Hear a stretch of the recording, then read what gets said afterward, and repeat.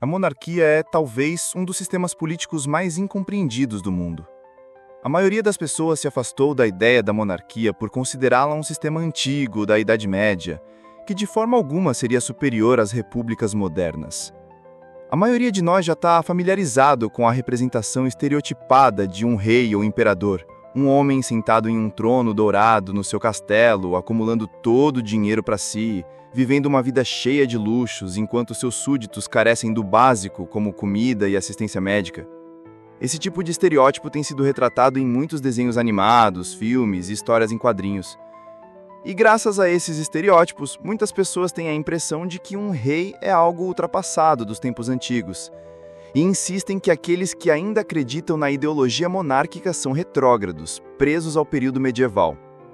E, como eu disse, o monarquismo hoje não é exatamente popular, exceto se falarmos de países que já são monarquistas. Mas eu estou me referindo especificamente a nações rigidamente republicanas, nas quais apenas a ideia de uma monarquia já é motivo de riso.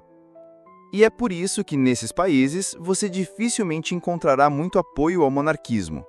E como monarquista que vive em um país estritamente republicano, posso confirmar isso. As poucas pessoas a quem revelei minhas opiniões monarquistas na vida real sempre fazem as mesmas perguntas. Por que precisamos de um rei nos dias de hoje? Você não acredita que o povo precisa ter voz sobre quem governa a nação? Esse rei não vai pisotear nossas liberdades?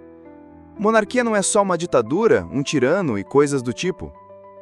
E, considerando que o monarquismo não é exatamente popular no mundo, você não vê essas ideias com tanta frequência em redes sociais comuns, especialmente no YouTube.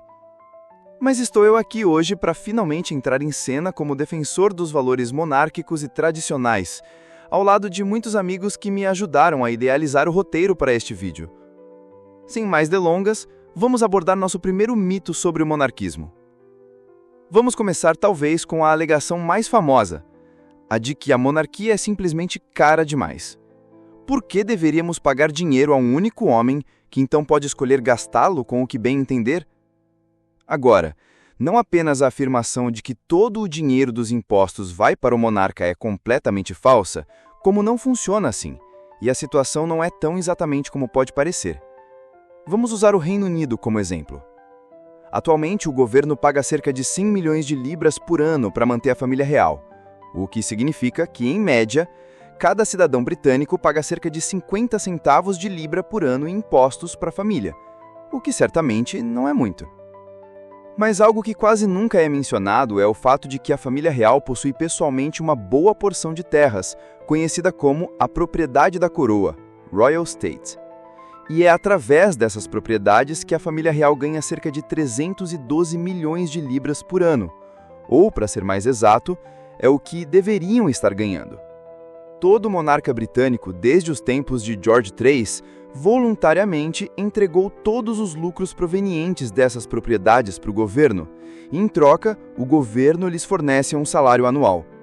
Ou seja, o Reino Unido ganha cerca de 200 milhões de libras por ano, graças à família real. Os membros da realeza são perfeitamente capazes de se sustentar sem dinheiro dos contribuintes, e, de fato, estariam ganhando 3 vezes mais do que recebem atualmente. E se a realeza decidisse retomar todo o lucro a que tem direito com essas propriedades, o governo, na verdade, estaria perdendo dinheiro, o que, em consequência, significaria um aumento nos impostos cobrados dos cidadãos comuns, e não uma redução, como muitos acreditam. Mas eu já ouço você dizendo: por que não simplesmente confiscar toda essa terra e pegar todos os lucros para nós mesmos? Bem, nesse caso, se as propriedades da coroa fossem privatizadas, o governo ganharia apenas um valor específico em impostos corporativos e toda a outra receita iria para a empresa proprietária.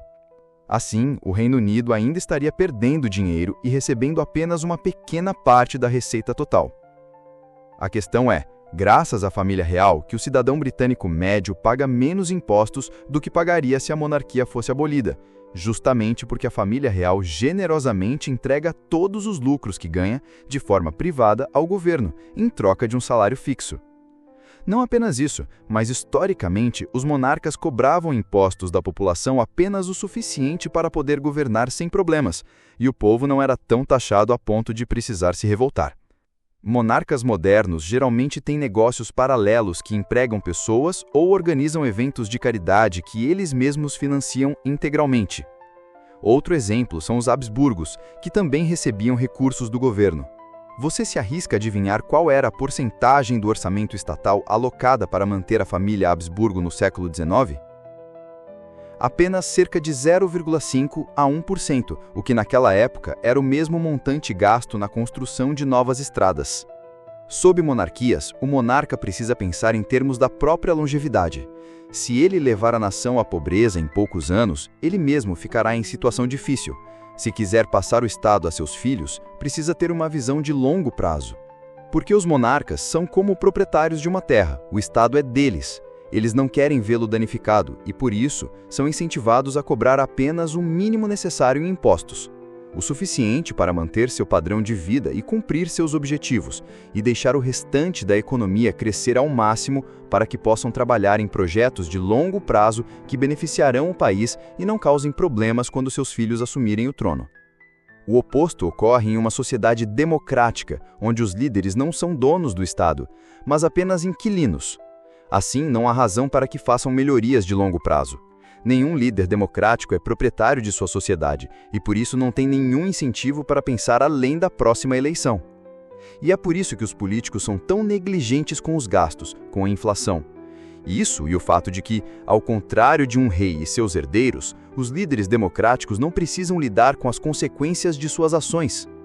Para maximizar seu impacto, eles começam a gastar o máximo de dinheiro o mais rápido possível, antes que seu mandato acabe, destruindo assim a toda a nação. Portanto, não, os monarcas não acumulam todo o dinheiro dos impostos para si e não gastam como bem entendem. Pelo contrário, os monarcas representam um benefício econômico para a nação e para toda a população. Os monarcas têm uma razão real para investir no seu país. Seus filhos o herdarão no final. Diferente dos líderes democráticos, que podem chegar ao poder, gastar o máximo possível e sair, deixando os problemas para o próximo resolver. Esse é provavelmente um dos argumentos mais populares contra a monarquia. Por que alguém, apenas por ter nascido dos pais certos, deveria ter o direito de exercer poder, seja ele absoluto ou não, sobre qualquer outra pessoa? Quero responder isso com uma pergunta simples. Existe alguma forma completamente justa de alguém alcançar uma posição elevada de poder, independentemente do método? Por que alguém que disse as palavras certas às pessoas certas deve ter o direito de governar toda uma nação? Sem falar das inúmeras maneiras pelas quais essas pessoas chegam ao poder em uma república. E não estamos falando apenas de votos. Só porque alguém, por exemplo, se tornou presidente de uma nação democrática por meios aparentemente democráticos, não significa que essa pessoa tenha alcançado essa posição de forma 100% justa. Pense em todas as vezes que essas pessoas usaram corrupção a seu favor, ou foram gananciosas, ou nas vezes em que mentiram para as próprias pessoas que as colocaram no poder. Mas claro, isso é considerado mais justo só porque mais pessoas aprovam essas pessoas. Um monarca, ou especificamente um herdeiro, não precisa se candidatar, mentir para o seu povo, nem usar corrupção, porque sua posição de poder já está solidificada, desde o momento em que ele ou ela existe no ventre da mãe. Nesse caso, tudo o que precisa ser feito é educar o jovem herdeiro sobre como governar a nação à medida que cresce. E, na maioria das vezes, monarcas que foram educados desde pequenos sobre o que fazer e como governar a nação, quando finalmente assumem o poder, têm uma probabilidade maior de serem melhores governantes do que um presidente que chegou ao cargo sem qualquer experiência anterior ou conhecimento do que fazer nessa posição. Além disso, é importante dizer que ter um herdeiro facilita muito a política e a geopolítica de uma nação. Você não pode fraudar a escolha de quem será o próximo monarca da mesma forma como se pode fraudar uma eleição. Nem se pode prever com certeza quem vencerá a próxima eleição, ou as próximas depois dela, ao contrário da monarquia, em que se pode dizer com confiança exatamente quem estará no comando pelas próximas décadas. Sem falar que herança não é algo praticado apenas por uma família real. Pessoas comuns também a praticam. Por exemplo, um fazendeiro quase sempre deixará sua fazenda para os seus filhos, com todas as frutas e hortaliças. Mesmo empresas são frequentemente passadas de pai para filho ou filha. Mesmo neste mundo moderno, ainda se encontram negócios cujo controle foi passado a familiares.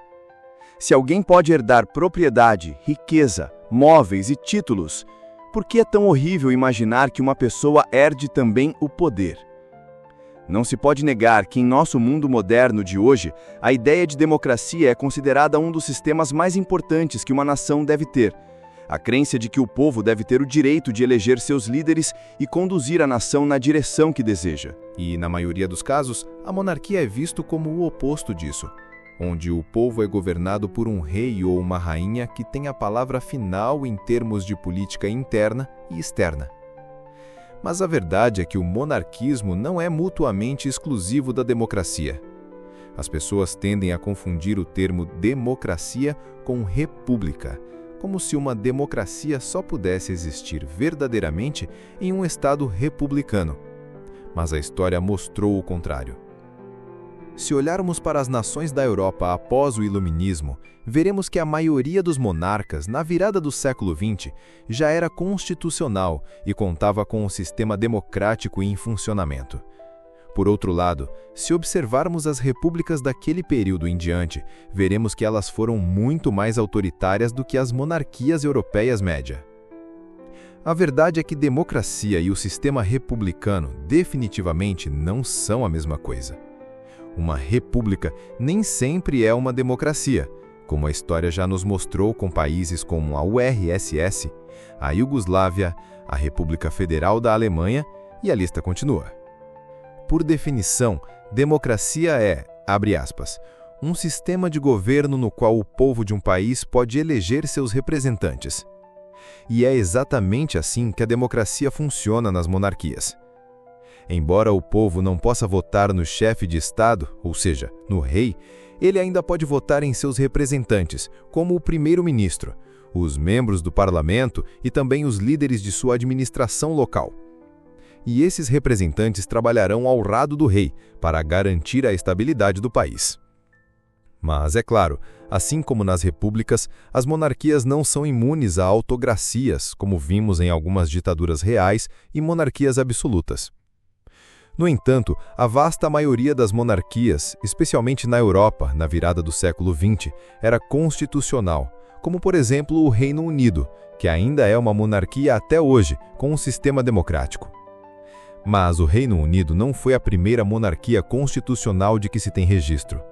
Sabemos com certeza que a primeira monarquia constitucional registrada no mundo foi o Império Hitita, por volta de 1500 a.C., onde, embora o rei fosse o soberano supremo da terra, muitos oficiais exerciam autoridade independente sobre diversos ramos do governo.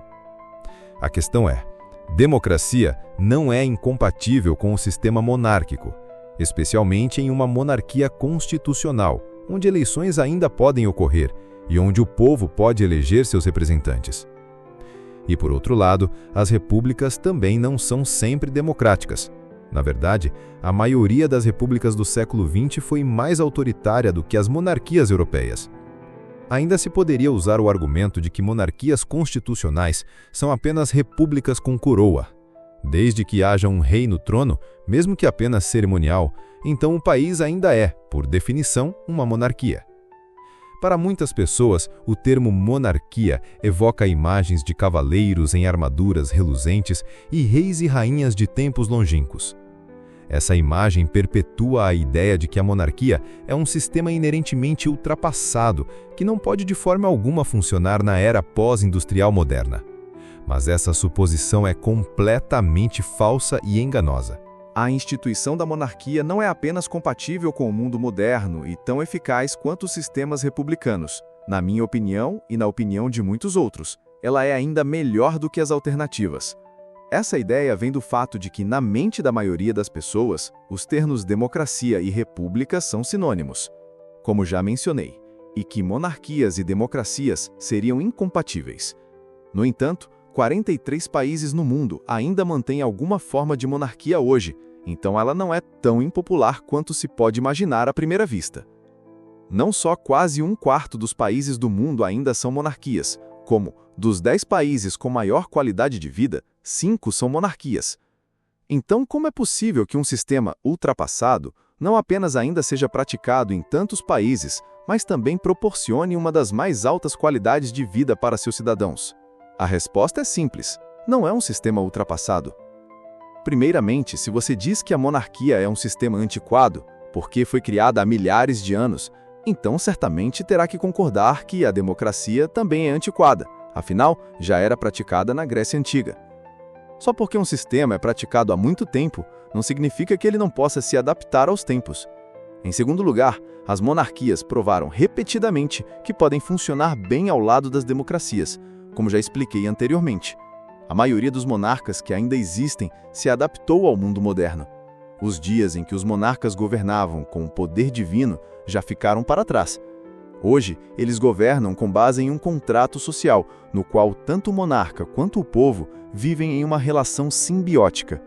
O monarca também atua como uma voz neutra dentro do sistema democrático, representando todos os cidadãos de um país, não apenas aqueles que votaram no maior partido político.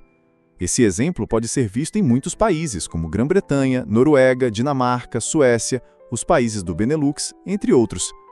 Mas mesmo nos dias dos monarcas absolutos e senhores feudais, Carlos Magno e Luís XIV só podiam sonhar com os poderes que presidentes e primeiros-ministros têm em algumas repúblicas, o que mostra que, em alguns casos, as monarquias podem funcionar até melhor. De tudo isso, podemos concluir que a instituição da monarquia não está obsoleta e pode funcionar muito bem na sociedade moderna. A corrupção é um dos maiores problemas que um governo pode enfrentar. E considerando o quanto se fala de políticos e governantes corruptos, não é surpresa que muita gente diga que a monarquia é um sistema corrupto em si. Mas fica claro que as pessoas, na verdade, não entendem bem o que corrupção significa. Apenas o fato de alguém ter poder político e ser rico não o torna automaticamente corrupto. Ainda assim, se olharmos para a história, encontraremos sim alguns reis ou imperadores corruptos, mas, como disse, apenas alguns poucos. A razão para isso é que os monarcas geralmente não têm motivos para serem corruptos. As duas principais razões pelas quais as pessoas se envolvem com corrupção, em primeiro lugar, são dinheiro e poder. Mas os monarcas já nascem com ambos, desde o primeiro suspiro até o último. E é exatamente por isso que muitos monarcas não foram corruptos. Simplesmente porque não precisavam disso. Agora, alguns podem apontar para reis como Luís XVI ou Nicolau II, cujos países mergulharam em revoluções por conta de sua suposta corrupção, como dar festas e, presumivelmente, não se importarem com as classes mais baixas. Mas isso não é corrupção, é negligência. E muitas pessoas confundem atos de negligência com atos de corrupção. As repúblicas, por outro lado, aqui há muita coisa a ser analisada. Eu não diria exatamente que as repúblicas são intrinsecamente mais corruptas, mas sim que elas abrem muito mais espaço para a corrupção acontecer. Tantos políticos, primeiros ministros e presidentes já estiveram envolvidos em escândalos de corrupção e processos judiciais que é quase impossível manter o controle de todos. É por isso que hoje, quando ouvimos que um político foi exposto por corrupção, nem ficamos surpreendidos, apenas achamos que é mais um dia como qualquer outro. Há muitas razões pelas quais políticos têm uma tendência tão grande a cair na corrupção, e sempre envolve dinheiro e poder. Como já disse, os monarcas não têm realmente razão para se envolverem com isso, pois já têm esses dois elementos garantidos. Os políticos, por outro lado, têm todos os motivos para se envolverem com isso. Seus cargos são sempre temporários, alguns anos no máximo, e estão fora. Por isso, tentam tirar o máximo proveito possível de seu status enquanto podem, conseguir o máximo de dinheiro e poder antes que o tempo acabe. E tudo isso piora ainda mais com o sistema de lobby em uma república democrática. Para quem não sabe, lobby é o ato de influenciar ativamente as decisões políticas para que um político apoie uma medida que inicialmente ele não apoiava, ou da qual era neutro. E acho que você consegue ver claramente o quão corrupto esse sistema pode se tornar, já que na maioria das vezes os políticos são subornados por certos grupos para apoiar projetos de lei que favorecem esses grupos.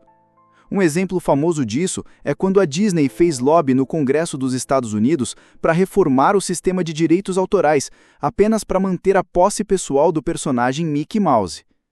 Se for para tirar alguma lição do mundo moderno, é que a corrupção está muito mais presente nas repúblicas.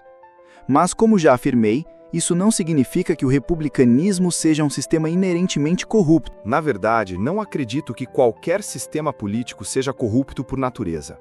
Mas, assim como nas repúblicas, isso não significa que o monarquismo seja completamente livre de corrupção, especialmente se levarmos em conta os parlamentos.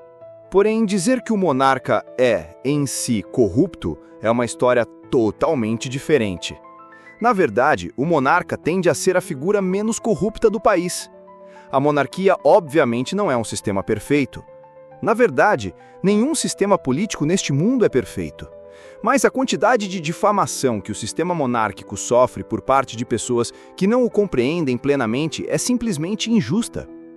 Elas veem um homem rico sentado em um trono dourado, com todo o dinheiro do mundo, retratado pela mídia, e instantaneamente concluem que isso é tudo o que precisam saber sobre o sistema como um todo. Como demonstrei, o monarquismo pode ser muito mais complexo do que simplesmente um sujeito sentado em um castelo cheio de riquezas.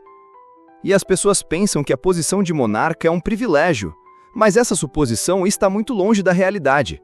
A verdade é que ser rei é uma das posições mais difíceis que um homem pode ocupar. Um rei permanece sozinho contra todos aqueles que desejam fazer mal ao seu povo. Ele, sem nenhuma garantia de segurança, deve ter a vontade e o dever de lutar contra todo o mal no mundo. Reflita sobre isso e sobre todos os fardos que esse homem precisa carregar, as expectativas que precisa atender, o dever que possui. Pense em tudo isso da próxima vez que invejar a posição de um monarca. Como disse Sir Fulke Greville, o maior escravo de um reino é geralmente o rei dele.